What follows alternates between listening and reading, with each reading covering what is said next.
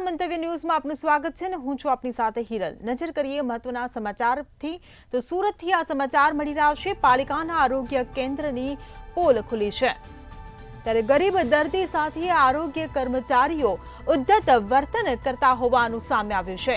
Case paper કાઢવાની બારીથી જ ઉદ્ધત વર્તનની શરૂઆત થઈ છે ત્યારે મહિલાઓ સાથે બેહુદા વર્તનના બોલતા પુરાવા સામે આવ્યા છે। એસએમસીના કોન્ટ્રાક્ટ હેઠળ કામ કરતા કર્મીઓ બેફામ બન્યા હોવાનું સામે આવ્યું છે તો સુરતથી આ સમાચાર મળી રહ્યા છે। સુરતના લીંબાત સ્થિત આરોગ્ય કેન્દ્રના દ્રશ્યો કેમેરામાં કેદ થયા છે ત્યારે સ્થાનિક મહિલાઓની ટીમે સ્ટિંગ ઓપરેશન કર્યું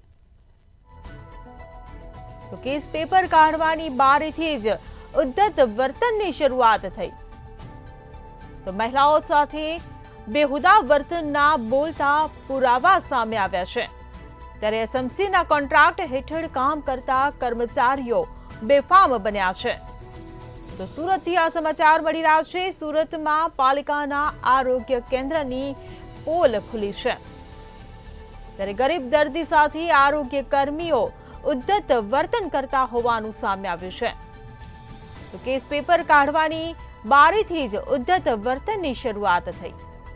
મહિલાઓ સાથે બેહુદા વર્તનના બોલતા પુરાવા સામે આવ્યા। એસએમસીના કોન્ટ્રાક્ટ હેઠળ કામ કરતા કર્મીઓ બેફામ બન્યા હોવાનું સામે આવ્યું છે।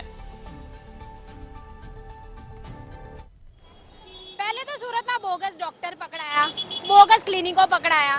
હવે તો ખુદ સુરત મહાનગરપાલિકાના કોન્ટ્રાક્ટ હેઠળના જે હેલ્થ સેન્ટરો પર કામ કરતા તબીબ કર્મચારીઓ હોય ને હવે એમના દ્વારા પણ જાણે બોગસ હોય કે અથવા તેઓ નકલી હોય ને એ રીતનું વર્તન કરવામાં આવી રહ્યું છે। સુરત મહાનગરપાલિકાની તપાસનો વિષય છે કે ખરેખર જેને કોન્ટ્રાક્ટ આપ્યો છે કે એ અસલી છે કે નકલી, કારણ કે દર્દીઓ તો જે છે ભગવાન સ્વરૂપ હોતા હોય છે। આ દર્દીઓ આ તબીબોને ભગવાન માનતા હોય છે, ભગવાનનું બીજું સ્વરૂપ તબીબ કહેવામાં આવે છે, પરંતુ ક્યાંક તબીબ અને જે તેના સ્ટાફ હોય છે, નર્સિંગ સ્ટાફ કહો કે અન્ય જે કેસ કાઢતા લોકો હોય છે, ખૂબ જ ઉદ્ધતન વર્તન એટલે કે ખૂબ જ તોછડાઈ ભર્યું વર્તન લિંબાયત વિસ્તારમાં આવનાર તમામ સાથે કરવામાં આવે છે। આ હેલ્થ સેન્ટર ગરીબો માટે બનાવવામાં આવ્યા છે, તેમની મદદ માટે બનાવવામાં આવ્યા છે, પરંતુ અહેસાન કરતા હોય ને તે પ્રમાણેનું વર્તન થઈ રહ્યું છે ત્યારે કેટલીક મહિલાઓ હાલ લિંબાયત વિસ્તાર ખાતેની જે અહીં તોછડાઈનો ભોગ બની છે, જેમની સાથે ખરાબ વર્તન થયું છે એ અહીં જોવા મળી રહી છે, જેના પુરાવા પણ તેઓ પાસે છે। આપણે એ લોકોથી જ વાત કરીને જાણીએ કે એમનું શું કહેવું છે, તેઓ શું કહી રહ્યા છે। આપથી વાત કરીને જાણવા માંગીશ કેવું વર્તન થાય છે અહીંયા, શું છે અહીંયા, કઈ રીતનું છે? એમનું વર્તન બિલકુલ બી સારું નથી અને ગરીબ માણસ અહીંયા આવે છે એ વિચારીને કે સારી રીતે દવા આપે, સારું રીતે વર્તન કરે એમે, પણ એ લોકો એવું કંઈ કરતા નથી ને ઝીણકાવે છે ને નીચું પાડે છે ને માનસિક ટોર્ચર કરે છે અને સ્વિચ ચાલુ કરવાની હોય, વજન કરવાનું હોય તો એ પોતે નથી ઉઠતા અને સામે પેશન્ટને જ કહે છે કે તમે પોતે જાતે ચાલુ કરો ને એ લોકો સાઈડ પર પેન રાખીને અમુક વખત તો એ લોકોની વાતો કરતા હોય છે અને ફોન પર બી બિઝી થઈ જાય છે। પેશન્ટ છે ને ચેર પર બેઠો જો એ વાટ જોઈ છે કે હમણાં ચેક કરે પણ એ ચેક તો સાઈડ પર રહી જાય છે। એમની ફોન પર જેવું રિંગ વાગે એટલે તરત જ એ લોકો કોલ ઉઠાવે છે ને એ લોકો ફોન પર એ લોકોની વાત ચાલુ કરી દે છે। શું કહેશો? પહેલે તો એ જાણવા માંગીશ કે આ કઈ જગ્યા છે અને શું થાય છે?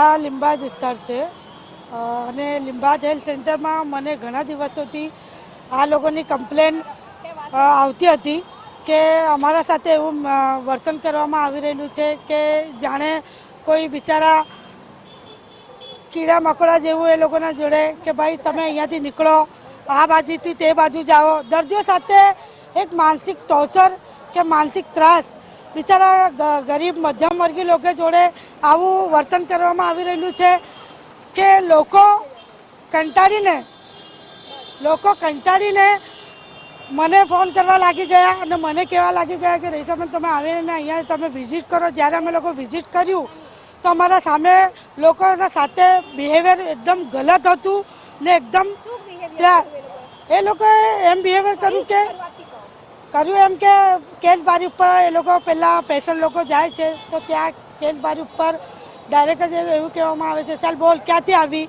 શું કરવાનું છે, ચાલ સીધું નામ બોલ નહીં તો ચાલ નિકાલ અહીંયાથી। ડાયરેક્ટ જ એવું બિહેવિયર એના પુરાવા અમારા સાથે છે, અમે પોતે વિઝિટ કરેલા છે, બધું જ અમારા પાસે છે કે કેવું વર્તન કરવામાં આવી રહેલું છે અહીંયા।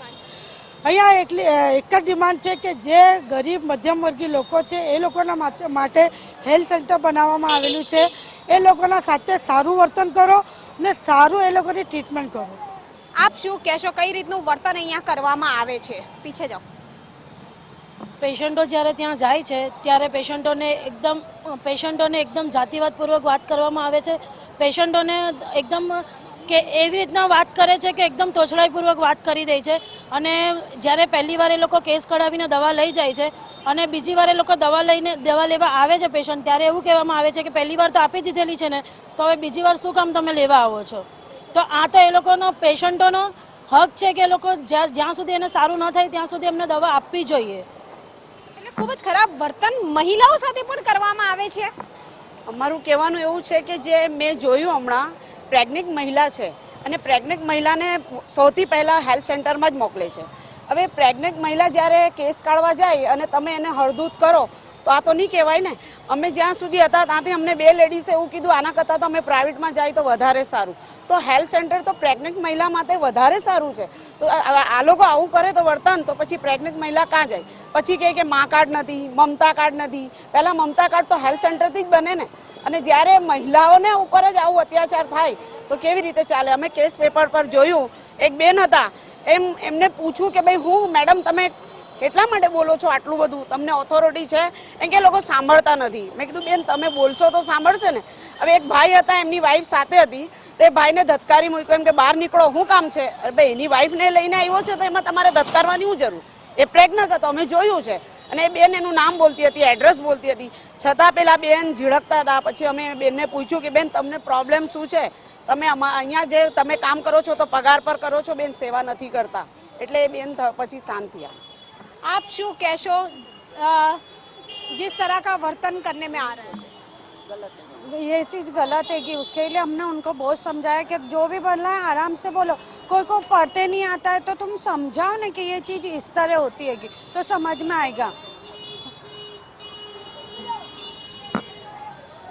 જે લોકો ભોગ બન્યા છે ખાલા, એ લોકો તો અહીંયા જાય જ છે, પણ આપ વડીલ છો, વડીલો સાથે પણ એવું જ વર્તન થાય છે? हाँ, हमारा पण हिम्मत થાય છે. हम यहाँ गया तो ये लोग बोलते हैं कि यहाँ एक ही टाइम दवा मिलेंगी, दूसरी चक्कर सिविल जाओ, इधर जाओ. तो गौर गरीब कैसा जाएंगे? रिक्शा का भाड़ा है ये, तो इधर दवा नहीं देते, एक टाइम देते, बोलते जा तुम्हारे लिए सिविल खुला है. तो परेशान करना है ना गौर गरीब के लिए. हर जात वालों को ऐसी करते, हर समाज वालों को ऐसी करते. એટલે જો ગરીબો માટે સિવિલ છે તો પછી હેલ્થ સેન્ટરોનું કામ જ શું છે? સુરત મહાનગરપાલિકા દ્વારા જે લોકો કોન્ટ્રાક્ટ પર રાખવામાં આવે છે, પોતાના મળતિયાઓને રાખવામાં આવે છે, ખિસ્સામાં પૈસા જમા કરવામાં આવે છે, તે કોન્ટ્રાક્ટ પર રાખેલા લોકો દ્વારા હેલ્થ સેન્ટરની અંદર આવું ખરાબ વર્તન, મહિલાઓ સાથે જાતિવાદ વચ્ચે લાવવા તમામ વસ્તુઓ જે છે મહિલાઓ દ્વારા સ્પષ્ટ મંતવ્ય ન્યૂઝ સમક્ષ રજૂઆત કરવામાં આવી રહી છે. સાથે જ આ વર્તન સુધારવા માટે પણ અપીલ કરવામાં આવી રહી છે. ગરીબ દર્દીઓ માટે આ હેલ્થ સેન્ટર બન્યા છે, પરંતુ અહીંથી સ્પષ્ટ કહેવામાં આવે છે કે સિવિલ જાઓ તમે, તમારે સિવિલમાં દવા મળી રહેશે. તો હેલ્થ સેન્ટરનું કામ શું છે? કેમેરામેન શોએબ શેખની સાથે રાબિયા સાલેહ, મંતવ્ય ન્યૂઝ, સુરત.